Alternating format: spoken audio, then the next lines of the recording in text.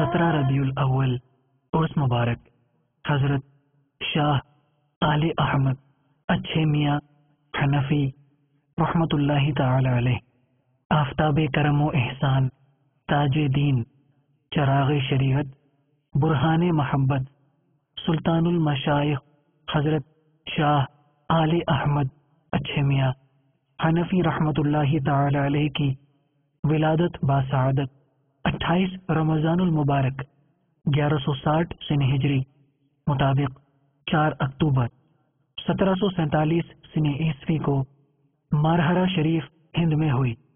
آپ رحمت اللہ تعالی علیہ کی تعلیم و تربیت آپ کے والد ماجد حضرت سید شاہ حمزہ رحمت اللہ تعالی علیہ کے زیر سایہ ہوئی، اور والد ماجد سے ہی سلسلہ قادریہ میں بیعت و خلافت کا شرف حاصل ہوا۔ آپ کو علوم میں کمال حاصل تھا، روحانیت کے تاجدار اور عارف باللہ تھے۔ آپ رحمت اللہ تعالی علیہ نے تا حیات رشد و ہدایت کا کام سر انجام دیا۔ آپ کے دم سے علم و فضل کے چراغ روشن ہوئے، بے شمار بندگان خدا آپ کے دامن سے وابستہ ہوئے، سینکڑوں شریعت و طریقت کے تاجور بنے۔ خانقاہ مارہرہ کے عروج و ترقی، عظمت و وسعت میں آپ کا بنیادی کردار ہے۔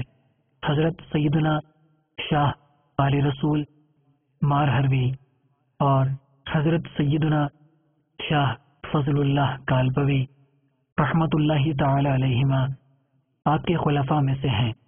آپ کی مایہ تصانیف میں سے آئین احمدی، نایاب اور آداب السالکین بڑی اہمیت کی حامل ہے۔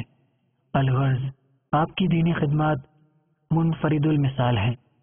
سلطان المشائخ حضرت شاہ آل احمد اچھے میاں حنفی رحمت اللہ تعالی علیہ نے 17 ربیع الاول 1235 سن ہجری مطابق 5 جنوری 1820 سن عیسوی کو وصال فرمایا، اور آپ کا مزار مبارک مارہرہ شریف ہند میں مرجع خلائق ہے۔